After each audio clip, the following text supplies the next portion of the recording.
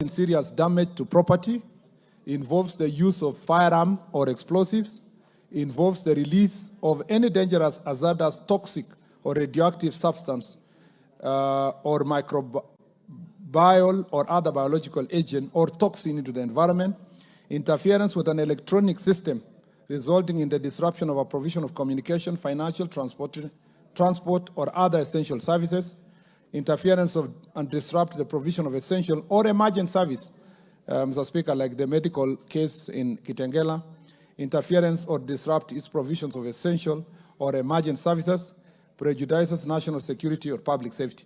So, Mr. Speaker, it's in black and white. If your acts in any way involve use of force or violence, it is enough for you to be charged for terror. And, Mr. Speaker, you don't have to be Osama bin Laden to be a terrorist. It's enough, Mr. Speaker, once you invade a police station, ban a court, ban a supermarket, Mr. Speaker, ban government installation, create fear, use, Mr. Speaker, the opportunity you have to disrupt emergency services like medical services, transport, you are a terrorist. And so, Mr. Speaker, what's on remaining is to go through court process to find out whether Honorable Mukunji is culpable. Otherwise, the acts on their own, Mr. Speaker, especially financing, is even more serious, Mr. Speaker, if you are involved in it. And, Mr. Speaker, it is laughable. These things are laughable until the day of conviction. You know, it's still jokes until, Mr. Speaker, when you are convicted of terror, then you realize the consequences that brings to you as a person and, Mr. Speaker, your loved ones or any other person associated to you. So, Mr. Speaker, I wish my friend the very best. When I met him first when he came to Parliament, he looked like a pastor, Mr. Speaker. I was then surprised that he was suspected of such very serious and heinous acts. I thank you, Mr. Speaker. Mark Mwenje. Thank you, Honorable Speaker. I rise to ask question 9 of 2025.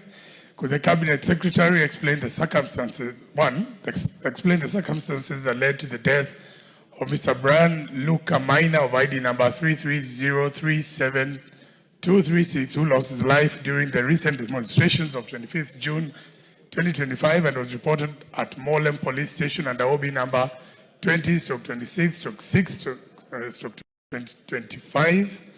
2, state the measures put in place to ensure the family of the victim is compensated for the loss of their kin. And 3, outline the steps taken by the government to prevent similar incidents from occurring in the future and to guarantee safety, including protection of peaceful protesters during demonstrations. Thank you, Mr. Speaker. Yes. Thank you, Mr. Speaker. I'd like to respond as follows. Regarding the circumstances that led to the death of Brian Luca Minor of ID number 330372236, who lost his life during the recent demonstrations, Mr. Speaker, Lydia Waithera, also known as Lydia Njoki Nduta, a resident of the KCC area, reported at Molem Police Station via OB number 20/26/6/2025 that her husband, Brian Luca Minor, deceased, left their residence on 25th of June 2025 at around 9 a.m. for Charina Stage, where he worked as a Kamangira, otherwise a tout actually, otherwise known as Kamangira.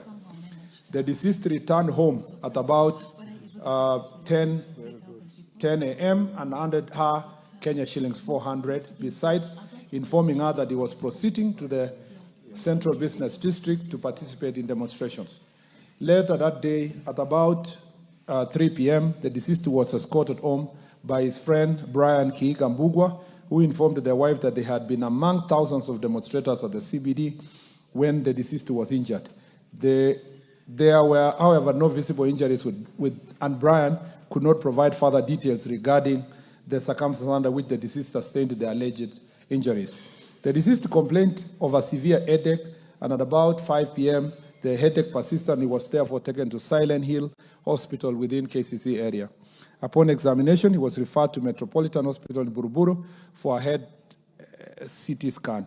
He was later returned to Silent Hill Hospital after the scan, but was pronounced dead upon arrival. DCI officers from Dandora commenced investigation into the incident via Mollem Police Station Inquest number 4 of 2025. A request for a post-mortem examination was made to Kenyatta University Referral Hospital, where the body was preserved.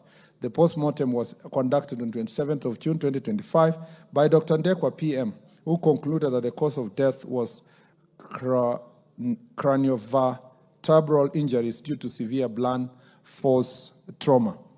Investigations are ongoing to unravel the circumstances of the injuries and possible suspects. Mr. Speaker, on measures put in place to ensure that the family of the victim is compensated for the loss of their kin, Mr. Speaker, the government has established, and that was the most recent, a formal mechanism to coordinate compensation for victims of demonstrations and riots held across the country. This presidential initiative will be coordinated by the Office of the President and will be supported by the Ministry of Interior, National Administration, and the Office of the Attorney General. Mr. Speaker, regarding the steps taken by the government to prevent similar incidents from occurring in the future and to guarantee safety, including protection of peaceful protesters during demonstrations. Mr. Speaker, let me first say, every time we come and read such stories, Mr. Speaker, it's not just a story. There are people behind it. There are families, wives, children, mothers, fathers, uncles, aunties, and so many other relatives and community. Mr. Speaker, it's very painful and very sometimes demoralizing to keep reading such kind of unfortunate deaths. And so, Mr. Speaker, it's important for us to even ask ourselves as Parliament, is it possible, Mr. Speaker, going forward, to have possible proper, coordinated, legally regulated protests so that, Mr. Speaker, we have processes that are regulated, the place, the time, and then we can provide resources, including police officers, to escort people. Can we, for once, have maandamano that ends up with shaking hands between police and citizens as they go home? It doesn't matter who was in office. The overall party leader of Honorable Mbui, who had asked a question earlier, was in the same post, was a president just the other day. And Mr. Speaker, it didn't matter the side where we were or where the others are at the moment. Can we, for once, as an entire Parliament and political, in a bipartisan manner, find ways of ensuring that protests can be peaceful in Kenya? That's all that really bothers me every day. Because, Mr. Speaker, let me say that police officers are not politicians. They are not pursuing a particular political agenda. But every time protests happen, they are the ones who are the most discussed. They are the ones who find themselves, they have committed offenses or suspected to commit offense. They are tired. They have to be in the streets for over 24 hours. Mr. Speaker, innocent young people are also finding the loss of life. Children and are left fatherless. Mr. Speaker, it is not acceptable. We just have to agree as a nation, somehow, in a bipartisan manner, that we can find a mechanism that makes protests peaceful. Mr. Speaker, and every time, what pains us from even the ministry, is every time we announce that whoever is preparing protests to tell us the time and the route, we are the same people who are elected who go public and say that our right cannot be regulated. We'll protest anywhere, anytime, the way we want. But, Mr. Speaker, neither us nor our children get injured in this protest. So, Mr. Speaker, we just have to think about how best we are going to deal with this issue. Of course, apart from an exception of Honorable Mbui and a few others, Mr. Speaker, I know that's where Honorable Mbui was going to go, whom I sympathize with the situation he went through last time. But in most cases, it is the poor people who end up fatherless and suffer. So, Mr. Speaker, the government remains committed to complying with existing laws governing public order management and adhering to policy directives on the use of force through the following measures. 1, continuous training and professional development programs for police officers, which focuses on evolving trends, specialized techniques for riot management and other relevant areas to enhance operational effectiveness during demonstrations. 2, utilization of tools such as CCTV, surveillance, drone monitoring, digital communication system, and incidental mapping to monitor crowds, track real threats to real times, and coordinate timely interventions. thereby improving the effectiveness of law enforcement during protests. Even as the National Police Service prepared the same, I want to thank businesses across the country who have installed their own CCTVs. Because of the 1,500 people arrested, Mr. Speaker, most of them was as a result of CCTV cameras that are privately owned that helped us to see the people went to loot supermarkets, the people who, Mr. Speaker, committed certain offenses. Of course, media also helped, and filming by citizens, including the incident which I will answer later, that involved a young man who was shot, Mr. Speaker, and armed. So the presence of technology can be of great help. Mr. Speaker, engagement with community leaders like civil society organizations, Nyumba Kumi initiatives, to also ensure that there is an early warning systems. Issuance of advanced public advisories and use of media engagement to promote peaceful demonstration and warn against unlawful activities. We've been engaging the media to also exercise a lot of restraint and become responsible when they're reporting. Use of advanced, leveraging real-time intelligence, informer networks and surveillance systems to identify planned disturbances and criminal actors before mobilization. Arresting and prosecuting persons who engage in criminal activities that undermine law and order, including the planners and the financiers. I thank you, Mr. Speaker. Thank you, Honourable Speaker, and I thank the Cabinet Secretary for his response. Although, Honourable Speaker, there is an assumption that all victims of police brutality they died by either a bullet. And Honourable Speaker, my follow-up supplementary would be for the Cabinet Secretary to just confirm that it is true there are youths who died during the protests, and whether some of them died as a result of beatings. And here in Nairobi, Honourable Speaker, the police, and there was a special unit of goons who are operating with the police, and unfortunately this team beat some of these youths, and Brian, one of the youths who, there was a video even in town of him protesting at the time, and he's one of the youths who were beaten by the police and unfortunately died painfully much later in the day, Honourable Speaker. So we just want him to confirm that these are one of the victims who will also get compensation at the right time. Thank you, Honourable Speaker.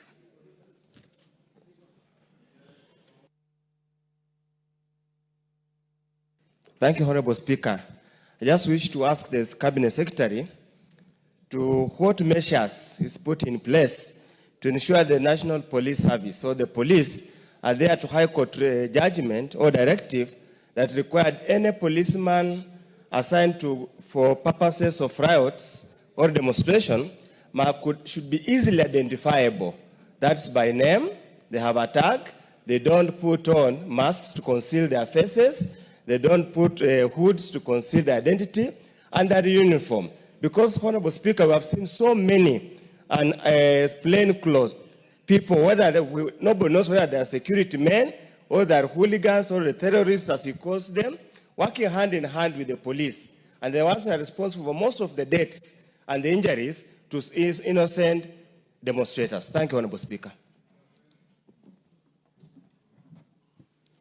Thank you, Speaker, and thank you to the CS. Sorry, I thought you said Waziri. My name is synonymous to Waziri, so sorry. Thank you, Speaker, for giving me the chance to ask, and thank you to the CS. I'm happy that you are going to compensate the victims. Matu lost 2 lives. But my question, what about those who lost properties? So can you clarify whether you are going to compensate those who lost properties? Thank you.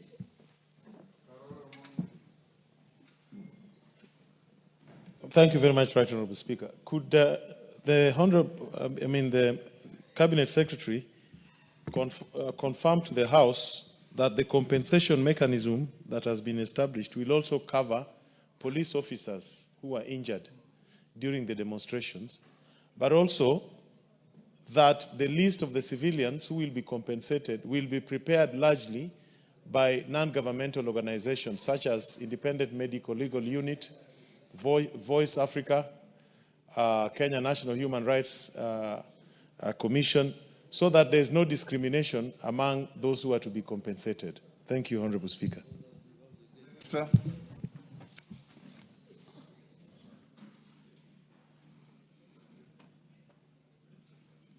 Mr. Speaker, first let me say, yes, there are people who died in the demonstrations, not as a result of bullets, Mr. Speaker, but different injuries. You remember that, Mr. Speaker, there were all kinds of hooligans who are carrying stones, some machetes, Mr. Speaker, others they had rungus and all kind of crude weapons. So, Mr. Speaker, that is what makes it very difficult to know whether this very gentleman was injured by a police officer or a civilian. Mr. Speaker, there is no civilian wing of police officers. There is no wing of police officers that are goons that were working with police. I shall be responding to another statement in relation to the same. And, Mr. Speaker, we are making it very clear, Mr. Speaker, that the police officers find themselves sometimes in between two warring demonstrating groups, some saying we are for peace, some saying we are protecting our property, and so forth. And so, Mr. Speaker, police officers, only those police officers who are gazetted and are properly appointed to serve as police officers in the Republic of Kenya. Again, I insist that, Mr. Speaker, any life lost is regrettable. None of us is here to celebrate. And, Mr. Speaker, it doesn't matter the circumstances under which life was lost. Assuming even he was a robber and he died, it doesn't make us to celebrate. It's still a loss of life. So, because, Mr. Speaker, if it was possible to arrest that robber, maybe it would change its ways and it would be a different person. So there is no celebration of any loss of life on our part. It's just regrettable whether the person was committing an offense or not committing an offense, and it's therefore important for all of us. And remember that a child may be a robber, but the mother is not, the father is not, or their children are not, or their wife, and they still will miss a father or a child. So all those circumstances, if we apply compassion in all these cases, we'll appreciate that any loss of life is still painful to a person somewhere or a people somewhere. Mr. Speaker, on the issue of identification of police officers, Mr. Speaker, deployment for police officers to protest, there are different formations of police officers that are deployed, Mr. Speaker. So if you say a police officer should not wear a helmet, Mr. Speaker, for example, most of the police officers all over the world that are, Mr. Speaker, are deployed, they wear uniform, and their uniform is helmet. Mr. Speaker, helmet conceals a police officer more than a mask. So the order from from any court that says that all police officers should wear their uniform, then it is clear that when they wear the helmets, they are wearing their uniform. It's also clear that police officers who are serving as DCI do not have uniform. They are always on civilian. And they're all deployed to go to the protest because they must be immediately collecting evidence of any incidents that are happening. They don't have to wait until an incident happens, and they are deployed to be part and parcel of that protest. So, Mr. Speaker, all the protests that have been deployed in Kenya, at least to the best of my knowledge, especially for the time I've been in office, have been done according to the police standing orders and according to the law. And, Mr. Speaker, nothing has gone or breached the provisions of the law. Mr. Speaker, in also, just for you Minister, to you seem to be importing a new word into the description in the Constitution. Article 37, and we wrote it at Bomas, talks of assemble, demonstrate, picket, and present petitions. Where are you getting protests from? Because a demonstration is not necessarily a protest. Mr. Speaker, the English definition of protest, Mr. Speaker, would include picketing and demonstrations, if I am not wrong. And, Mr. Speaker, if we have to stick to Article 37, then I can say demonstrations. Yes. But sometimes what we witness in Kenya are not necessarily demonstrations. Because the moment it becomes a riot, it ceases to be a demonstration. Yes, yes. Protest may not be negative, but when it becomes riots, Mr. Yes. Speaker, definitely they cease to be constitutional. And in most cases, they are always riots, Mr. Speaker. Starts as demonstrations, and at some point they are taken over by riots. Mr. Speaker, I was at the stage of identification. So just to conclude, Mr. Speaker, deployment of police officers, I know that sometimes there have been judicial overreach, and they say when you deploy police officers to any operations, they must be seen, identification, and cover themselves, because the judge who is making that decision is making it at a comfort in his office in Milimani with air condition. But when you deploy our police officers to Liboi, Mr. Speaker, or to somewhere in Kibish, or somewhere in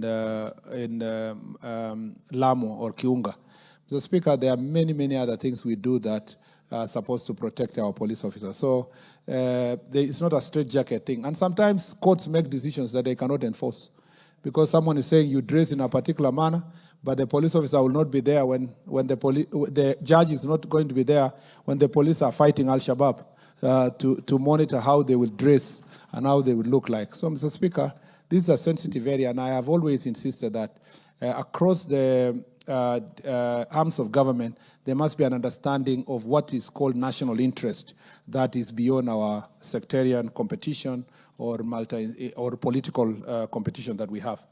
Mr. Speaker, on compensation of loss of property, at the moment, the directive of His Excellency the President in establishing this compensatory mechanism does not include compensation for property.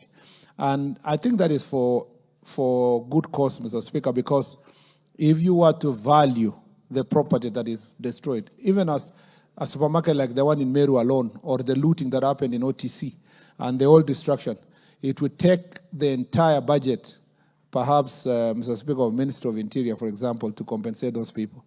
And then we would be encouraging also goons and criminals to be destroying property, and then people are compensated.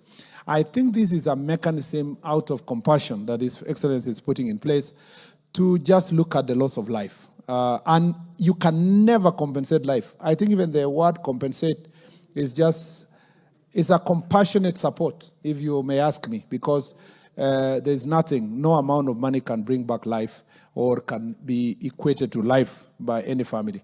So maybe let me tie together that with what Honorable Karoli Omondi raised, Mr. Speaker, concerning the mechanism of that compensation. First, let me confirm that this includes the police officers. So police officers who have also got injured or died in the course of these incidences and protests, Mr. Speaker, from 2017 would also be part and parcel of this team to be compensated. And it is the Office of the President, his advisor on constitutional affairs and human rights, Professor Makao Mutua, who will coordinate the rest of the team to establish a fair mechanism of identifying the victims. And Mr. Speaker, I don't think it's an easy job. So he has to consult all these institutions as has been raised by Honorable Karoli Omondi. And considering the background of Professor Makao Mutua, I have no doubt in my mind that his experience in the civil society will come in handy in consulting those institutions and people who have suffered. Let's not assume it's going to be an easy task, especially in a country that when you compensate IDPs, a new set of IDPs come up. And I know cases where even when you complete one government, finishes IDPs, another government, gets another petition of IDPs. So we have to be very strict in this sense so that we don't make a mockery of such a very important and noble idea. Thank you, Mr. Speaker. Wamuchomba.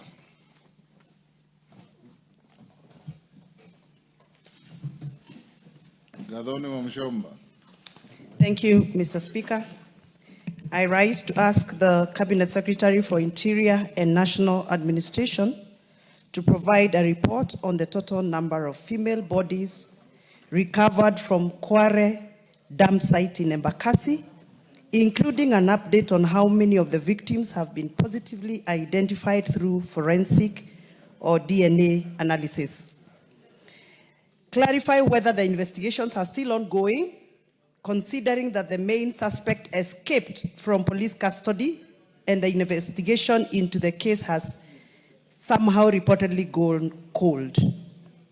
State the specific steps undertaken by the Directorate of Criminal Investigation, the DCI, to progress the case, locate the suspect, or identify additional perpetrators. Clarify whether there are any new policies or protective interventions being implemented by the ministry to prevent future tragedies related to abductions and femicides, including steps taken to reassure affected communities. Thank you, Mr. Speaker. Mr. Speaker, I'd like to respond as follows. First, regarding a report on the total number of female bodies recovered from the quarry dam site in Embakasi, Mr. Speaker, following public reports regarding the mysterious disappearance of people, the National Police Service commenced investigations into the matter. Homicide unit was deployed to quarry dam site in Embakasi after suspected luggage-wrapped sacks were sighted floating in stagnant quarry waters. Upon retrieval, the sacks were found to contain human remains. The operation, which spanned several days, resulted in the recovery of 17 packages containing dismembered human body parts. Most of the recovered bodies were in an advanced stage of decomposition and were preserved at the city mortuary, where post-mortem examinations were conducted on the body parts. Subsequent DNA analysis led to the positive identification of 5 of the victims, who were matched to their respective family members: Josephine Mulango Owino, Roslyn Moth Ongongo, Wilkista Ojambo Ososo, Christine Mwende Madina, and Rosemary Ojambo. Mr. Speaker, on whether the investigations are still ongoing, considering that the main suspect escaped from police custody, Mr. Speaker, through forensic analysis, Mr. Collins Jumaisi Halusa was positively identified as the prime suspect in the murders of our mentioned individuals. The suspect was arraigned before the Chief Magistrate Court at Makadara under criminal miscellaneous application number E861-2024 and detained for 30 days pending investigation, and he was remanded at Gigiri Police Station. On 20th August of 2024, the suspect escaped from custody. Lawful custody at Gigiri Police Station. A warrant of arrest was issued against him, which remains in force. The Internal Affairs Unit launched an independent inquiry to establish the circumstances around the escape, and investigations are ongoing. Multi-agency operations are in progress to trace and apprehend the suspect so that he can be charged before the court of law. Regarding the specific steps undertaken by Directorate of Criminal Investigation to progress the case, locate the suspect, or identify additional perpetrators, Mr. Speaker, the Directorate of Criminal Investigation, in collaboration with other multi-agency security teams, is actively working to trace and apprehend the suspect. Members of the public are encouraged to share any relevant information, Mr. Speaker, with the police through the Fichua Kwa DCI number, toll-free number 0800 722 203, or via WhatsApp at 0709 570 000. On whether any new policies or protective interventions are being implemented, Mr. Speaker, the National Police Service is currently implementing recent policy directive issued by the Cabinet Secretary, Ministry for Interior and National Administration. These directives focus on strengthening security operations, enhancing public safety, and improving accountability in the handling of the cases such as abductions and femicide. Key measures include intensified security operations through increased deployment of officers to high-risk areas and enhancing night patrols and highway surveillance. Enhanced investigative capacity to fast-track forensic and cyber crimes investigations and train detectives on handling gender-based violence and abduction cases. Victim protection measures, including expansion of gender desks and 24-hour helplines for urgent reporting and linking victims and families to psychosocial and legal support services. 4, strengthening oversight and accountability through enhanced collaboration with Independent Police Oversight Authority and Internal Affairs Unit of the National Police Service. And finally, community-centered policing, scaling up Nyumba Kumi initiative to improve local intelligence gathering and conducting regular community safety awareness forums, enhancing collaboration with the local community. Mr. Speaker, I thank you. Honorable Wamuchomba. Honorable Speaker, I have listened to what the Cabinet Secretary have to say concerning the cases of the ladies that he confirms that were properly matched with their relatives and they were confirmed that they were murdered by the suspect who disappeared. But Mr. Speaker, I refuse to sit in this house to listen to the Cabinet Secretary confirm that his ministry cannot be able to capture suspects who were previously under their arms and custody. I refuse to sit in this house, Mr. Speaker, to listen to that kind of an explanation. You're already sitting in this house. Yes, I'm refusing to listen to the answer he's giving. It is not right for the Cabinet Secretary to come to answer a question and tell us that the suspect disappeared and he's not giving us hope. Which hope is he telling the people, the victims? What hope is he promising? Is he telling us that we are going to wait for the suspect to disappear forever? It has been 3 months since the suspect disappeared, Mr. Speaker. Those are families that are paining, grieving loved ones. We watch on television bodies being retrieved from Kware, this dam site, Mr. Speaker. The minister cannot come here and tell us that he wants members of public to help him identify suspect who was previously in their custody. As a woman leader, as a mother of girls, I refuse to take that kind of an answer from the Cabinet Secretary. Thank you. Yes, Lelmengit. Thank you, Honorable Speaker. And I would also want to thank the Honorable CS for articulating and giving answers and statements concerning our questions. My question is, Honorable Speaker, to the Honorable CS, is given that many who are demonstrating were youth voicing either their frustrations. Sorry? We're way past that. Oh, okay. Sorry, Honorable Speaker. Being a first timer, go ahead. Okay. Thank you, Honorable Speaker. When you joyride, you must be relevant to the question. But go ahead. Okay, thank you, Honorable Speaker. Let me rephrase my question again. Given that those who were demonstrating, Honorable Speaker, were mostly the youth who were voicing their frustrations and probably political frustrations, is the government open to structured dialogue with them so that we can avoid this menace in the future? Thank you, Honorable Speaker. Mama Nairobi. Thank you, Mr. Speaker, for giving me this opportunity. Mr. Speaker, I think the CS needs to understand the pain that we are having as women when we see the number... Hold on, Basaris. Take your seat. Honorable Wamuchomba, it is discourtesy to the House